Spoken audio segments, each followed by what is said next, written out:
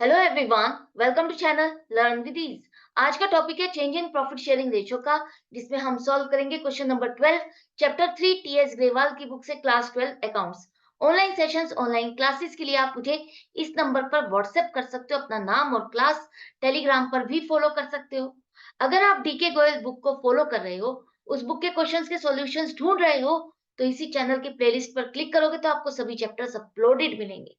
Community section में MCQs मिलेंगे quiz की फॉर्मेट में, जिसे आप प्रैक्टिस कर सकते हो। शॉर्ट्स में आपको एमसीक्यूज के सॉल्यूशंस मिलेंगे। तो बहुत कुछ है चैनल पर, विजिट द चैनल। अच्छा लगे तो शेयर और सब्सक्राइब जरूर कर। आज के क्वेश्चन में तीन पार्टनर है एबीसी। प्रॉफिट शेयरिंग रेशियो 3:2:1 है। आगे चल करके वो 1 अप्रैल 2023 से इसको चेंज करना चाहते हैं, और चेंज करके 1:1:1 करना चाहते हैं। मतलब कि आगे चल करके प्रॉफिट या लॉस जो भी होगा, तीनों में बराबर बांटा जाएगा। अब चेंज इन पीएसआर हो रहा है, तो इसलिए हम गुडविल की वैल्यूएशन कर रहे हैं, और गुडविल की वैल्यूएशन आपको दी हुई है 18,000। आपको दो केसेस दिए हैं, दोनों केसेस में जर्नल एंट्रीज क्या बनेगी, यही आपको बतानी है। तो फर्स्ट केस है कि आपको गुडविल की एडजस्टमेंट करनी है पार्टनर्स के कैपिटल अकाउंट के थ्रू। क्या ये कोई नई चीज है? नहीं। अभी तक आपने जो किया, सेल्फ जनरेटेड गुडविल को आप किस तरह से एडजस्ट करते हो? सेक्रीफाइसिंग और गेनिंग रेशियो में, पार्टनर्स के अकाउंट में ही आपस में एडजस्टमेंट करते हो। जिसने सेक्रीफाइस किया उसको कंपनसेट किया जाता है। कौन करता है? जो गेनिंग पार्टनर। तो जो पा रहा है वो दूसरे पार्टनर को देता है जितना उसने पाया उस खोने वाले पार्टनर से। तो यहाँ पर अब देख लेते हैं, हमारी ओल्ड रेशियो थी एबीसी की 3:2:1, न्यू रेशियो 1:1:1 हो गई। तो ए का देखो, क्या उसने खोया है या पाया है? इसका ओल्ड रेशियो के अकॉर्डिंग उसका शेयर ऑफ प्रॉफिट ज्यादा था, न्यू में उसका घट गया।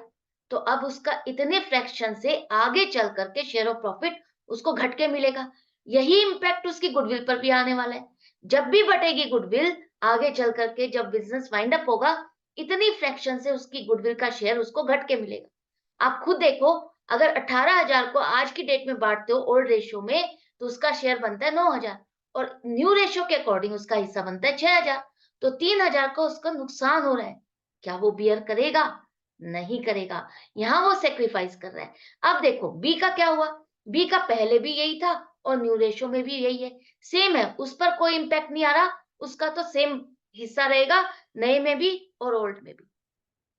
सी पर देखो, अब ए ने खोया है, तो डेफिनेटली सी ने गेन किया होगा। यहाँ पर ओल्ड रेशियो के अकॉर्डिंग सी का हिस्सा बनता था कम, न्यू में उसका शेयर ऑफ प्रॉफिट बढ़ गया। कितना? 1/6।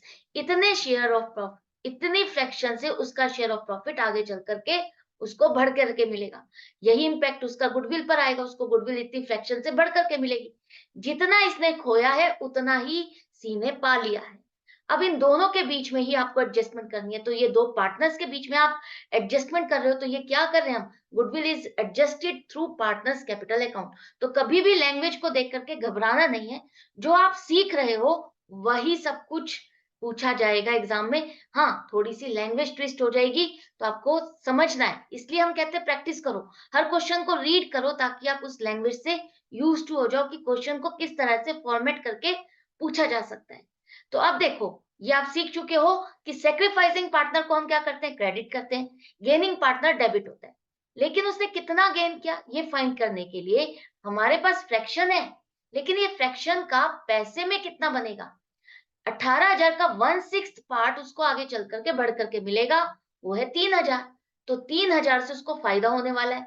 तो ये गेन हो रहा है, तो यही गेन हो रहा है, तो ए ने भी इतना ही सेक्रीफाइस किया है। 1/6 ऑफ 18,000 ए ने सेक्रीफाइस किया, जो कि इसका शेयर ऑफ प्रॉफिट सी को मिलने वाला है। तो सी ए को कंपनसेट करेगा। सी के कैपिटल अकाउंट को आप डेबिट करोगे, ए के कैपिटल अकाउंट को क्रेडिट करोगे। इससे पैसा निकलेगा और इसके अकाउंट में पैसा डल जाएगा। तो ये आपने एडजस्टमेंट कर दी गुडविल की अकाउंट्स के थ्रू। तो यहाँ पर एक ही जर्नल एंट्री बनेगी, 1 अप्रैल 2023 को हम ये एडजस्टमेंट एंट्री पास कर देंगे। फर्स्ट केस आपको समझ में आ गया। अब आ जाओ दूसरे केस में। दूसरे केस में क्या है? Goodwill is raised and return of. दोनों यहाँ पर इस केस में जर्नल एंट्री क्या बनेगी? यहाँ पर देखो, जब आप चेंज इन पीएसआर कर रहे हो, एक तरह से क्या कर रहे हो? आप अपनी पार्टनरशिप को रिकॉन्स्टिट्यूट कर रहे हो, रेनोवेट कर रहे हो और उस टाइम पर उस डेट को आप अपनी एसेट्स को रिवैल्यूएट करते हो। आप ये फाइंड आउट करते हो कि आज की डेट में अगर इस बिजनेस को हम वाइंड अप कर देते हैं तो हमें किस किस को कितना फायदा होना है, और आज नहीं वाइंड अप करते, आगे चल करके होगा तो आज की डेट में किसको नुकसान हो रहा है।